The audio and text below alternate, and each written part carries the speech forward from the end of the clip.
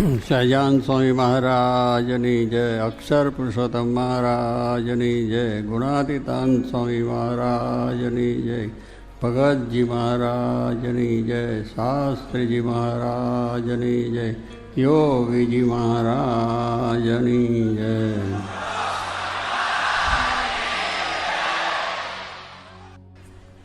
આજે પાટોત્સવ થયો, એનો ઉત્સવ એને માટે આપ બધાએ ખૂબ સારી રીતે સવાર અને સાંજ, અત્યારે પણ એટલા ને એટલા છે, સવારે એટલા હતા, એ આપણા હૃદયની અંદર જે ભક્તિભાવ છે, ભગવાનની વિશેની શ્રદ્ધા છે, અને એમાંથી જ આપણને શાંતિ પ્રાપ્ત થાય છે, એવું જે નિષ્ઠા જડતા છે, તો આવો લાભ લેવાય છે.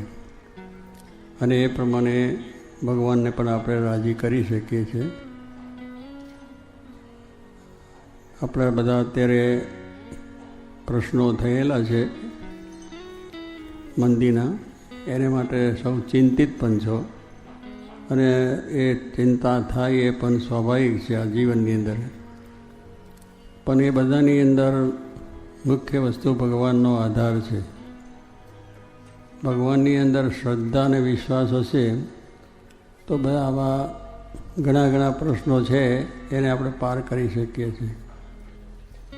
કારણ કે ભગવાન કરતા છે, કરતા એટલે આપણને જ્યારે ધંધા પાણી બીજું ત્રીજું બધું સારું ચાલતું હોય તો કહેશે બહુ સારું, ભગવાન દયા કરી.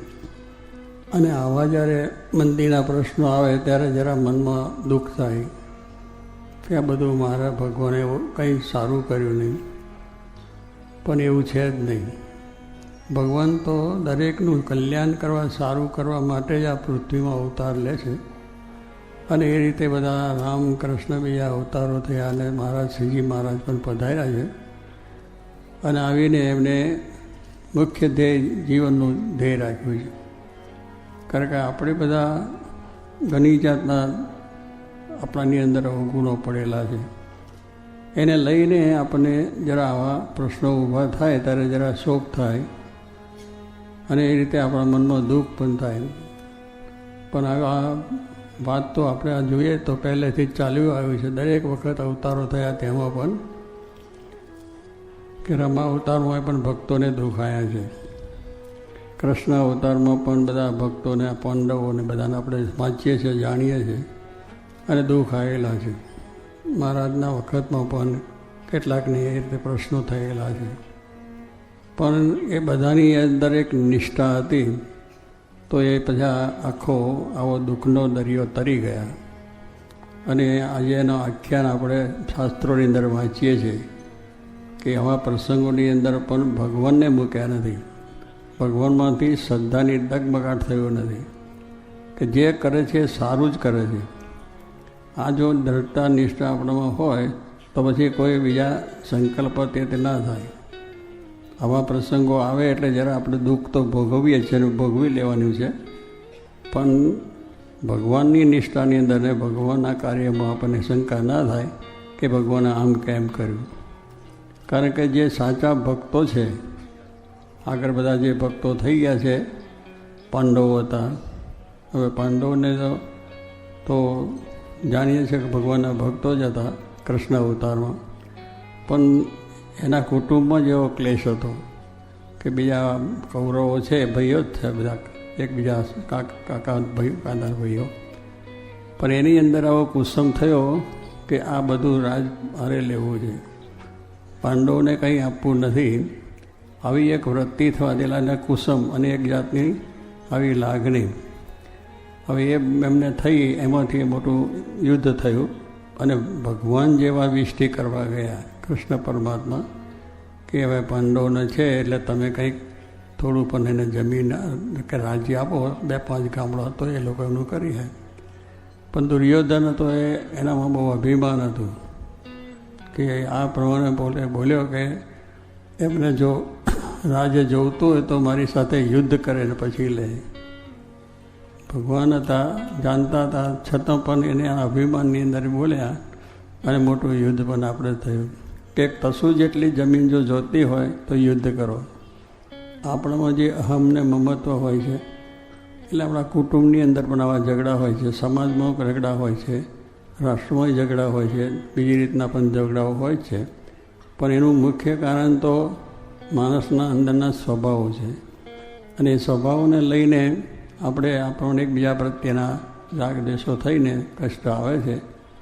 અને ભગવાનની છે કે આપણને આવા સુખી પણ બનાવે છે.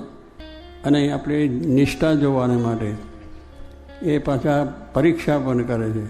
ભક્તોની જે કરી છે આગળ ભક્તો થયા બધાની, એટલે પાંડવોની પણ થઈ છે, આ બાજુ કૌરવોની એમના ભગવાન રામ વખતમાં પણ ભક્તોની બધી થઈ છે, મહારાજના વખતમાં. એટલે પરીક્ષા કોની લેવાય કે જે વિદ્યાર્થી કોલેજમાં સ્કૂલમાં ભણતો હોય એની, પણ રસ્તે રખડતો હોય એની પરીક્ષા થાય નહીં. પરીક્ષા એવા જે ભણતા છે તો જ એની પરીક્ષા થાય. એમાં પરીક્ષામાં આપણે પાસ થઈએ છીએ તો બધા રાજી છે. એટલે ભગવાન છે પરીક્ષા એટલા માટે કે અમારા ભક્ત છે એમાં રંચ માત્ર કસર ના રહે. કારણ કે આ દુનિયામાં અનંત જાતના વૈભવો ઘણા જન્મો જન્મથી આપણે ભોગવતા આવ્યા છે. અને એ અંદરથી નીકળવા એ પણ બહુ કઠિન છે. એટલે જેને લઈને હરખશોખ થયા કરે છે કે આ મારું હતું ને મારું જતું રહ્યું, ફલોનું થયું ને મારું જતું રહ્યું, મારું છે જ નહીં. જે આપણને જ્ઞાન જો સમજાય તો પછી એનું કોઈ દુઃખ રહેતું નથી. આવે દુઃખ તો થાય, કારણ કે આપણે સ્વાભાવિક મનુષ્ય છે. પણ એની અંદર એને એક ભગવાનમાં જે આવી નિષ્ઠા છે એ જાણે કે ભગવાન જે કરશે સારું છે. અને એ રીતે બધા પાર થઈ ગયા. તો એ પાંડવોને પણ ભગવાનની દયાથી બધા સુખી થયા અને બધું થઈ ગયું છે. રામ ભગવાનની વાત જુઓ તો પણ એમાં આપણે ઘણી વસ્તુ છે. આપણે બધા આપણે ઈચ્છીએ છીએ કે રામ રાજ આવે, અને લોકો બોલે છે પણ ખરા, ઘણા પહેલાં બોલતા હતા, અત્યારે તો કંઈ એવું આવતું નથી. પણ પહેલાં કહેતા કે રામ રાજ આએગા, અને એ રીતના બધા સભાઓને પ્રશ્ન થતી હતી. પણ એવું છે કે એ રામરાજ આએગા, પણ પહેલાં આપણું અંતસ્કરણ શુદ્ધ છે કે નહીં, આપણાની અંદર એવી ભગવાનની દૃઢતા છે કે નહીં, એ પહેલું આપણે જોવાનું છે. ભગવાન તો કરવા આવ્યા છે, દરેકનું સારું જ કરવા આવ્યા છે, એને કરવું છે. પણ ક્લેશ અને જે આપણા સ્વભાવ અને પ્રકૃતિઓ લઈને અહમ ને મમત્વના જે બધા ભાવો છે એને લઈને આ સુખ દુઃખ આવે છે. અને મોટા મોટા રાજ્યોના પણ યુદ્ધો થાય છે. અત્યારે આપણે જોયું કે અત્યારે દુનિયામાં યુદ્ધ થયું, પહેલું યુદ્ધ થયું, બીજું યુદ્ધ થયું, લાખો કરોડો માણસ. એનું કારણ હતું શું કે પોતાની સત્તા જમાવવા માટે, કે આખી દુનિયામાં મારી સત્તા થાય, હું સૌનો બરોબર શ્રેષ્ઠ બનું. હવે એ લઈને કંઈ શું કરવાના છે આપણે. પણ છતાં માણસને એવું છે કે મારી સત્તા બધે ચાલે, પણ એમ નથી જાણતો કે મારી સત્તા છે જ નહીં, ભગવાનની સત્તા છે. ભગવાનની સત્તાથી બધું ચાલે છે. એવો જો દાસભાવે થાય તો લડવાનું રહે નહીં. કોઈ બોલી જાય આપણને કે આ તું આવો છે ને તેવો છે ને મૂર્ખ છે ને ગધેડો છે ને બધું બોલે, તો પણ એ વિચાર કરે કે હું એ કહે છે એવો જ નથી, હું ગધેડો નથી, મૂર્ખ નથી, કંઈ નહીં, હું તો સારો છું. ભલે એને બોલવું એ બોલે, તો પછી કંઈ એનું આગળ કામ ચાલે નહીં. પણ આ બધી સમજણો છે આપણને શાસ્ત્રોમાં આપી છે.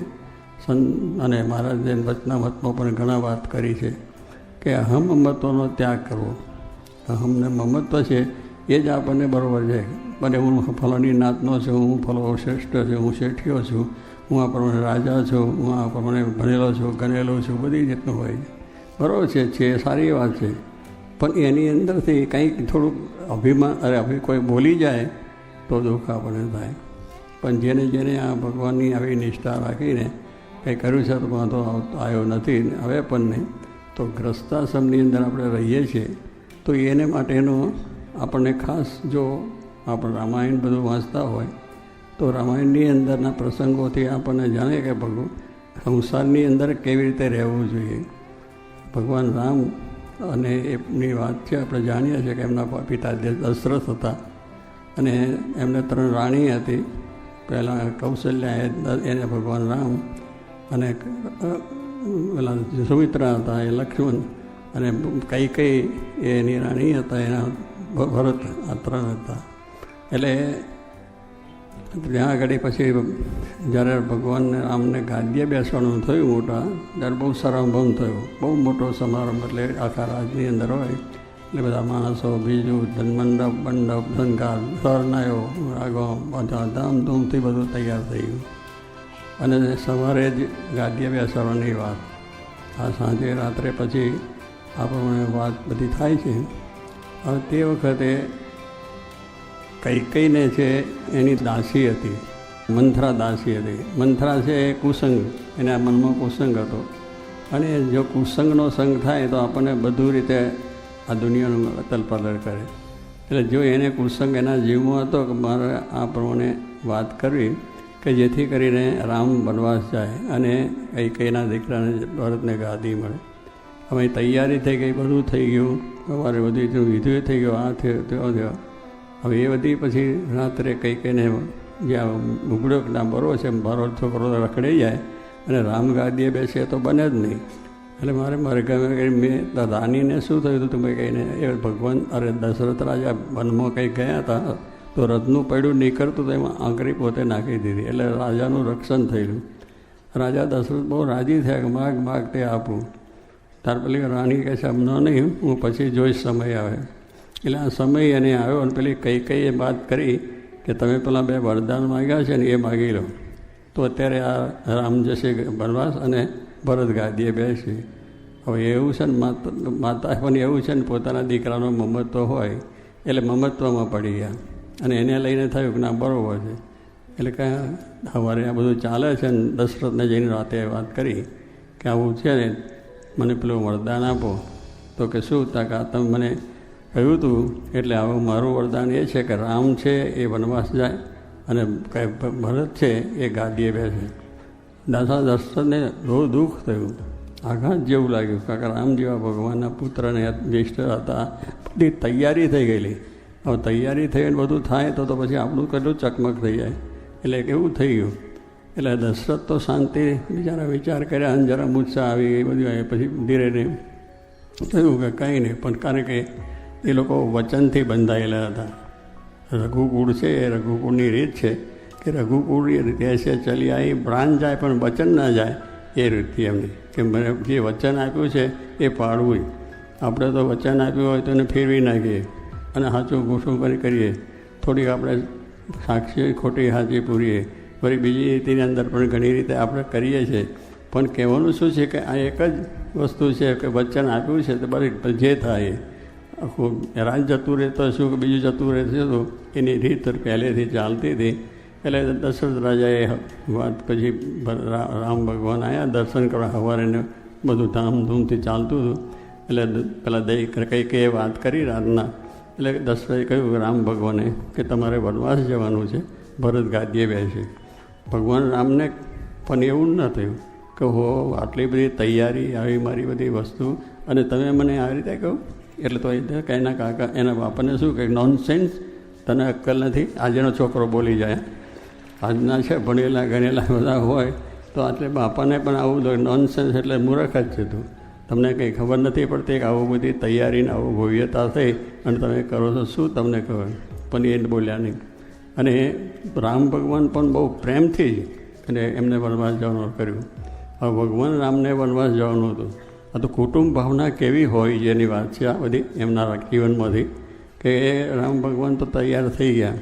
હવે પછી એમની જોડે એમના ભાઈ લક્ષ્મણ અને સીતાજી હતી એમના પત્ની. એટલે સીતાજી પણ થયું કે અમારે આ પતિને વનવાસ જવાનું છે તો મારે આ મહેલની અંદર બેસીને સુખ ભોગવવું એ તો બની શકે નહીં. મારા પતિને દુઃખ તેને દુઃખે દુઃખી એનું જે થવાનું એ થાય. તો એ સીતાને પણ એવો વિચાર ના આવ્યો કે નહીં મારા પતિ છે એ ઝૂપના જંગલમાં રખડે અને ગમે તે દુઃખ ભોગે હું અહીંયા મહેલમાં હું મારે એમની જોડે જ જવું છે. એને આજ્ઞા નથી કે તમારે જવાનું જ વનવાસ. પણ આ એક કૌટુંબિક ભાવના કે પતિ પત્નીના સંબંધો કેવા હોય કે ગમે એવા પ્રસંગોએ પણ એકબીજાનો પ્રેમ અને એકબીજાની આ ભાવનાઓ એ અચળ રહેલી છે એવાની અંદર. અને એનો જ આખ્યાન આપણે વાંચીએ છીએ એમાંથી જ આપણે પ્રેરણા મેળવવાની છે. તો એ પણ તૈયાર થઈ ગયા. પછી લક્ષ્મણ છે એને પણ થયું કે મારો ભાઈ છે એ વનવાસ જાય ને હું કઈ રાજ અહીંયા શું બે એને કહ્યું મારે આવવું છે. એને નથી આજ્ઞા તો પણ એ ગયા. એટલે ભાઈને એમ ના થયું કે ભરતે ગાદી લીધી છે એને મુકાઈને હું લઈ લેવું. લક્ષ્મણને એવો વિચાર ના આવ્યો કે લક્ષ્મણ તારે તો બધું થઈ શકે પણ એને થયું કે નહીં, જે થયું આજ્ઞા બાપુજીની થઈ એટલે પૂરેપૂરી પાડવી. તો એ પણ તૈયાર ભેગા થાય. એને જવાનું નહોતું, આજ્ઞા પણ નથી ગયા. અને છેલ્લે ભરત એને તો ગાદી મળી ગઈ. તારે કહેવાનું શું છે કે આ પ્રમાણે સીતા છે એ એમના પત્ની રામ ભગવાનના, એ પણ એ વનમાં વિચરવા ગયા. ત્યાં જાણે છે કે દુઃખ જ છે અને કશું નથી, પણ છતાં મારા પતિ ત્યાં પતિ વત્તા સ્ત્રીઓની વાતો છે આ. તો એ પ્રમાણે છે અત્યારે સંસ્થાની અંદર આજે કુટુંબની અંદર આવું છે કે ભાઈ પેલું કહે તો કંઈ બોલી નાખે, એના પતિની સાથે ઝઘડો થઈ જાય અને પતિને પત્ની સાથે થઈ જાય, છોકરાઓને એકબીજા સાથે થઈ જાય. એનું કારણ કે અહમ મમત્વ થઈ જાય કે મને તું કોણ કહેનાર, તું સમજે છે, આવું બધું થઈ જાય છે. એટલે એ રીતે બધું થઈ જાય. તો જો ભગવાન રામ તું ગયા અને ત્યાં પ્રમાણે પોતાને રાવણને જ્યાંથી યુદ્ધ કરવું પડ્યું. સીતાજીને પણ દુઃખ પડ્યું છે, લક્ષ્મણને પડ્યું છે, બધાને થયું.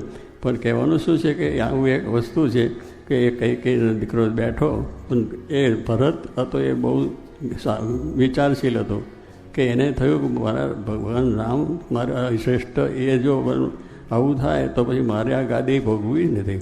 પણ એના પિતાની આજ્ઞા હતી એટલે એને થયું, પણ એ ગાદી ઉપર બેઠા નહીં. ગાદીની ઉપર રામ ભગવાનની પાદુકાઓ મૂકી અને પછી રાજ કર્યું.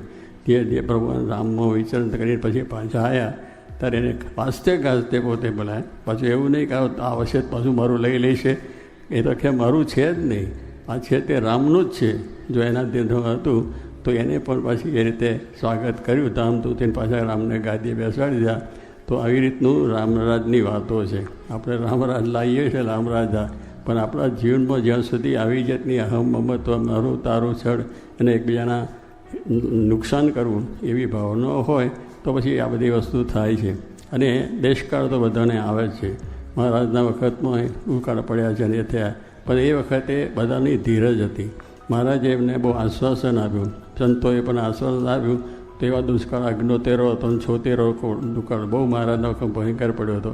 માણસને ખાઈ જાય એવી રીતના. છતાં પણ એ વખતે એ જાણ્યું કે ભગવાન શ્રીજી મહારાજ જે કરતા છે સારું હોય છે, એ જ કરે છે. આપણે દુઃખે આપે છે અને સુખે આપે છે.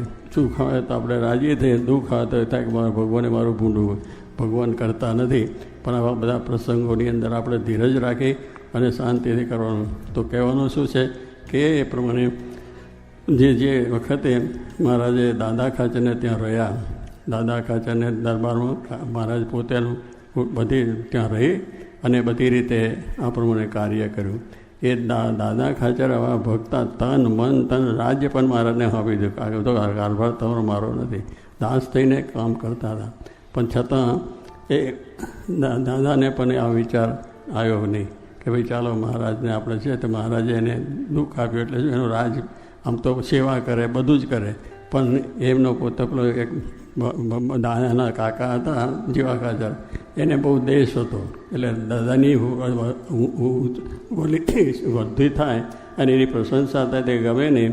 એટલે એને દરબારમાં એટલે ભાવનગર ત્યાં દરબારમાં બધી વાત કરી અને આ પ્રમાણે એમને રાજ છે તો આપણા સ્વામિનારાયણ છે લઈ જશે ને ફલાણું છે ને ઢીકનું છે ને એવી ખટપટ કરી. એટલે પછી ધીરે ધીરે એ ઘરાસ આખો જપ્ત કરી લીધો અને સરકારે, અને એ પ્રમાણે ચાલ્યું.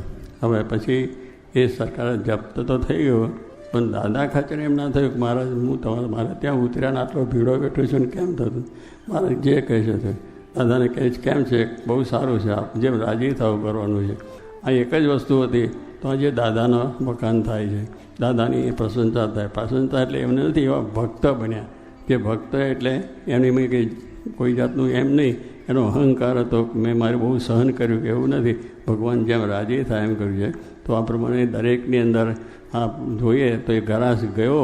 એ મહારાજ દરરોજ એને મુદત પડે રાજકોટની અંદર, પણ મહારાજ આપણે જેમ આ વખત થશે જઈને પછી પાછા રાહતે આવીને આવીએ તો કેટલું વર્ષો સુધી એવું ચાલ્યું.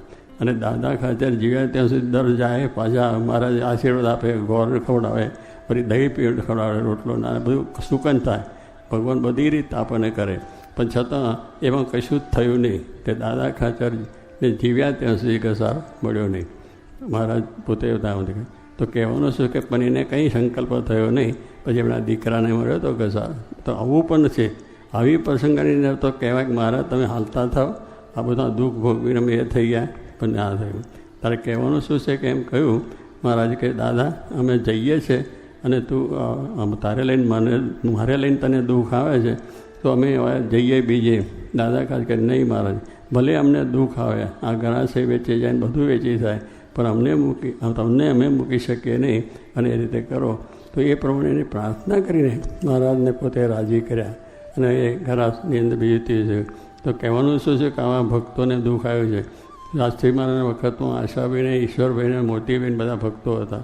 એમને એટલું બધું દુઃખ આવી પડ્યું. સારી ખેતીવાડી બધું હતું, પણ એમાં એવું દુકાળ પડ્યા અને બે ત્રણ એવું થયું, હાથે પગે થઈ ગયા, દેવું માથે થઈ ગયું. આ સરકારે જમીન જપ્ત કરેલી. આવી બધી પરિસ્થિતિમાં પણ તે વખતનો એવો પ્રસંગ થયો કે એનું મકાન હતું, બંગલો, એ મરી ગયો. કપાસ ભરેલો બધું હતું, બરીને ભસ્મ થઈ ગયું. તો પણ તે વખતે પણ હસ્તી મહારાજ ત્યાં ગયા અને કહે છે આશાભાઈ હું તો કંઈ સારા તો તમારું દુઃખ જોયું, મને બહુ દુઃખ થાય કે તમે આવું હતું સકાર બી. પણ હું તો આવ્યો તો સારંગપુરના મંદિરની ઠાકોરજીની આપણો પ્રતિષ્ઠા છે, એટલે કંઈક સેવા તમારી મદદ હોય તો હું જયપુર જઈને મૂર્તિઓ લઈ આવું. પછી આશાભાઈ કંઈ વાંધો નહીં, તમે જે કહો કે શું કરવું છે કે જે હોય તે. પણ તો કે અમારે તો તમને તો તમારા લઈને અમે વેચાઈ જઈશું, પણ છતાંય તમારી આજ્ઞા છે. પછી એમને પોતે સરફને ત્યાંથી 500 રૂપિયા જરૂર હતી એટલે આપ્યા શાસ્ત્રીમાં. હવે તે વખતે તો ગમે એવો માણસ હોય તો કે મહારાજ તમે અહીં આવ્યા છો, તમને અક્કલ છે કે નથી? અમારું બધું જ ભરી ગયું છે, છતાં આવી તમે માગણી કરો છો, એ કેવું કહેવાય. પણ એવી નિષ્ઠામાં જડક બના થયો કે ભલે જે કર્યું મહારાજ, આપણી જે વાસના ટળશે, આપણા સ્વભાવ ટળશે, આપણી આસક્તિઓ ટળશે, એમ માનીને એમને પણ સેવા કરી છે. નિષ્ઠામાં ફેર થયો નથી અને એ રીતની કાર્ય પણ થયેલું છે બધું. તો કહેવાનું શું છે કે આપણે આ બધા મહારાજે પણ કહ્યું છે કે સુખ દુઃખ આવે સર્વ ભેડું, તેમાં રાખજો સ્થિરમતી. કે સુખ ને દુઃખ તો છે જ, આ દુનિયાની અંદરનું ચાલ્યું જ આવે છે, પણ એમાં મતિ સ્થિર રાખવાની. ભગવાનના ભક્ત છે એને મતિ એટલે બુદ્ધિમાં ફેર ના થાય કે ભગવાન નથી, અગર ભગવાને મારું સારું ન કર્યું, ભગવાન જે કરે છે સારું છે, એવી સ્થિરમતિ હોય તો પછી ભગવાન રાજી થાય છે અને થઈ જાય છે.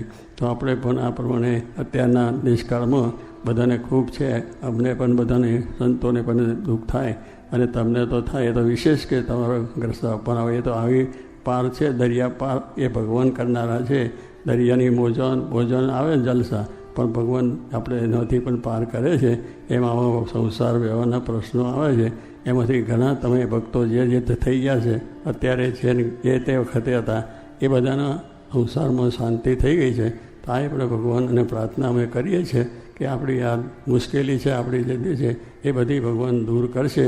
જેથી ધીરજ અને હિંમત બે રાખવાનું, ધીરજ નહીં ખોવાની અને હિંમત નહીં ખોવાની, અને ભગવાનની અંદરની શ્રદ્ધા કે ભગવાન સર્વ કરતા છે. બસ સર્વ કરતા એકલું માનશો તો પછી કંઈ સંકલ્પ થાય નહીં, કે જે કરે છે સારું છે. આપણા માટે ભગવાન જ છે અને ભગવાનના આપણે છીએ, તો ભગવાન આપણે માટે કરશે એ સારું જ કરશે. આપણી વાસના છે, સ્વભાવ છે, પ્રકૃતિ બધી કાઢવીએ છીએ અને આપણે સુખ્યા કરવા છે.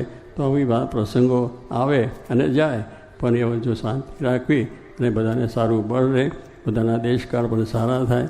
અને જે કંઈ અત્યારે ધંધાની અંદર બીજે ત્રીજે એ થઈ ગયું છે અને બધાને ખૂબ ખૂબ મુશ્કેલીઓ છે, એ મુશ્કેલીઓ બધાની દૂર થાય. પણ ધીરજ રાખવી, ધીરજમાં બધા મીઠા છે, ધીરજના ફળ મીઠા કયા છે. તો એ કરતાં કરતાં આપણા દેશકાળ સુધરી જાય અને આપણું કાર્ય પાછું ચાલુ થશે. એ માટે ભગવાનને પ્રાર્થના.